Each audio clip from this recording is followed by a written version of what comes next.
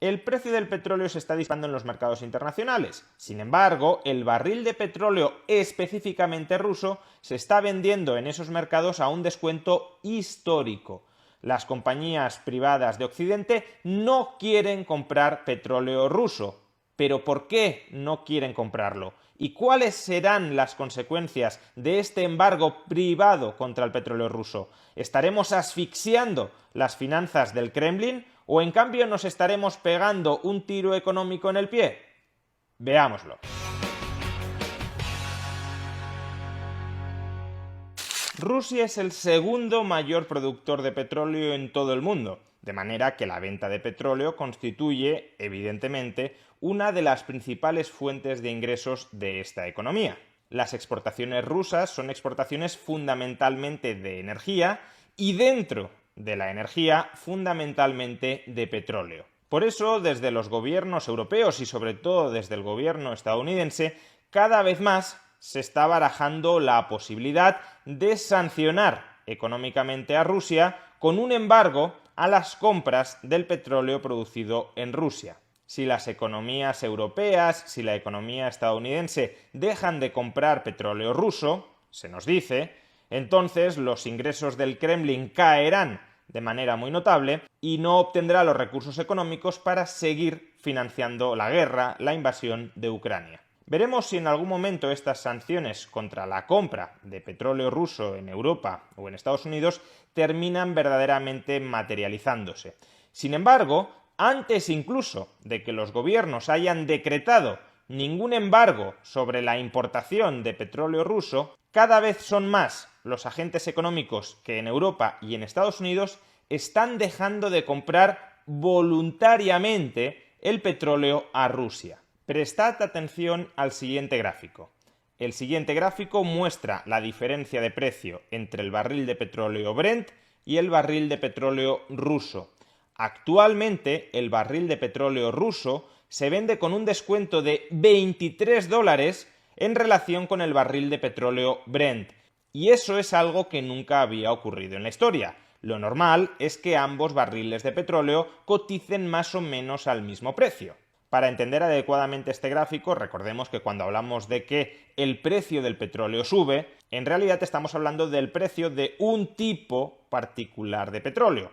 En Europa, el tipo de petróleo que utilizamos como referencia es el barril Brent, el barril de petróleo Brent, que es el barril de petróleo producido en el Mar del Norte. Ese no es el barril de petróleo ruso. El barril de petróleo ruso es el barril de petróleo de los Urales. Y normalmente, como el petróleo Brent proporciona una calidad similar al petróleo de los Urales, como observamos en el gráfico, el precio de ambos barriles es similar, es muy cercano. Ahora mismo, sin embargo, el precio de petróleo de los Urales, el precio del petróleo ruso, está cotizando alrededor de un 20% por debajo del precio del barril de petróleo Brent. ¿Y por qué sucede eso? Pues sucede eso porque hay muchos agentes económicos en Occidente que no quieren comprar, que no quieren tocar el barril de petróleo ruso. Concretamente, se estima que 2/3 de toda la producción de petróleo rusa tiene ahora mismo dificultades para encontrar comprador en el mercado. Y en este sentido, claro, si la oferta de petróleo ruso que llega al mercado es la misma que hace unos días, que hace unas semanas, y sin embargo su demanda se ha desplomado, repito, 2/3 de la oferta de petróleo tiene dificultades para encontrar comprador, entonces, misma oferta, mucha menos demanda, menores precios. Pero claro, la demanda no ha bajado porque se quiera consumir menos petróleo. La demanda del petróleo ruso ha bajado porque los agentes económicos no quieren comprar específicamente el petróleo ruso. ¿Qué implica esto? Pues que todos aquellos que han dejado de comprar petróleo ruso y siguen necesitando de petróleo, comprarán otros tipos de petróleo, por ejemplo, el petróleo Brent. Y eso hará subir todavía más el precio del barril de petróleo Brent y por tanto ensanchará el diferencial entre el precio del barril de petróleo Brent y el precio del petróleo ruso. ¿Pero por qué tantos inversores occidentales están dejando de comprar petróleo ruso? Pues fundamentalmente existen 3 razones. La primera la podríamos llamar responsabilidad social corporativa. En un vídeo anterior ya estudiamos cómo muchas compañías europeas y estadounidenses se están marchando de Rusia porque no quieren tener absolutamente nada que ver con una economía cuyo régimen político está invadiendo otro país, como es el caso de Ucrania. Por tanto, como no quieren que el nombre de su empresa esté asociado con Rusia, se están marchando del país. Y por los mismos motivos hay empresas que no quieren que su nombre se asocie con la compra de petróleo ruso y por tanto están dejando de comprar petróleo ruso. Ya hablamos en el vídeo anterior de, por ejemplo, el caso de Centrica, la mayor gasista de Reino Unido, que ya ha anunciado que va a dejar de comprar gas ruso. Por tanto, Rusia ha perdido uno de sus clientes, y si el resto de sus clientes no sustituyen a Centrica, pues la demanda de gas ruso, de gas específicamente ruso, cae. Pues lo mismo está sucediendo con el petróleo en los mercados internacionales. Segundo motivo, aparte de la responsabilidad social corporativa, los agentes económicos, especialmente en el sector financiero, también pueden estar preocupados de las sanciones que pueden recaer sobre ellos si financian, si aseguran la importación de petróleo desde Rusia. En principio, la importación de petróleo está exenta de las sanciones occidentales.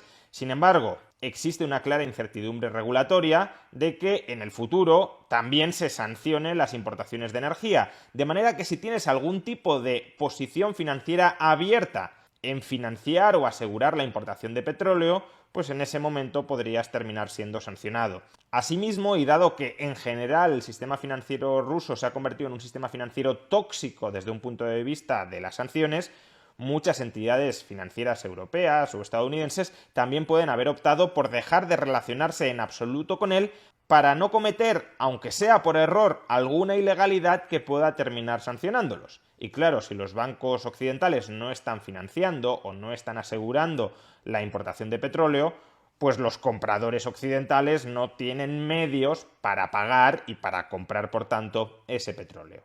Y por último, la mayor parte del petróleo ruso se transporta por vía marítima a través del Mar Negro. Y justamente el Mar Negro es ahora mismo zona de guerra. De manera que muchas navieras, al margen de que puedan no querer relacionarse comercialmente con la economía rusa, tienen miedo, hay un riesgo militar, hay un riesgo de guerra, de entrar en el Mar Negro a transportar petróleo. Y si no hay suficientes empresas dispuestas a transportar el petróleo ruso, entonces de nada te sirve comprar petróleo ruso si no te lo van a poder traer a destino. Bien, ya hemos analizado cuáles son las causas de que el barril de petróleo ruso cotice a un descuento significativo, cerca del 20%, con respecto al barril de petróleo Brent, al barril de petróleo de referencia en el conjunto de Europa. Pero, ¿cuáles van a ser las consecuencias de esto?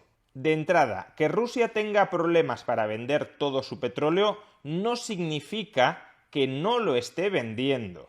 Significa que para venderlo tiene que rebajar el precio, pero tras rebajar el precio, unos $23 por barril, lo termina vendiendo. Dicho de otra manera, ahora mismo la economía rusa está vendiendo su barril de petróleo a un precio que oscilará entre los $90 por barril y los $100 por barril, dado que el barril de petróleo Brent estos días está oscilando entre los 110 y los $120 por barril. Así pues, y pese a que Rusia está vendiendo con un descuento histórico sus barriles de petróleo, el precio por barril que está recibiendo el Estado ruso sigue siendo más o menos el mismo que el que prevalecía antes de la invasión de Ucrania. Como el barril Brent se ha encarecido tanto, aunque rebajes su precio significativamente, puedes estar cobrando lo mismo por barril que antes de la guerra. Es decir, que al menos de momento no estamos asfixiando a la economía rusa por dejar de comprarle su petróleo. Más bien somos nosotros los que nos estamos asfixiando a nosotros mismos pagando el precio de barril Brent mucho más caro que antes. Pero Rusia sigue cobrando su barril de petróleo, el barril de petróleo de los Urales, al mismo precio que había antes de la invasión de Ucrania. Y por otro lado, si las compañías occidentales no están comprando el barril de petróleo ruso, pero Rusia sigue vendiendo esos barriles, ¿a quién se los está vendiendo? Pues aunque no tenemos datos, previsiblemente al resto del mundo no occidental, es decir, sobre todo China. China, por consiguiente, estaría ahora mismo comprando el barril de petróleo no al precio de referencia encarecido en los mercados internacionales, no a 110, 115 o 120 dólares el barril. Lo estaría comprando con el descuento de 20-25 dólares por barril, que implica comprar petróleo ruso. Es decir, lo estaría comprando a en torno a 90, 95, incluso 100 dólares por barril, sustancialmente por debajo que el precio que está pagando ahora mismo Occidente por el petróleo. En definitiva, de este embargo contra el petróleo ruso protagonizado por empresas privadas de Occidente no sale ganando nadie. Es verdad que Rusia y China de momento no están saliendo perjudicadas.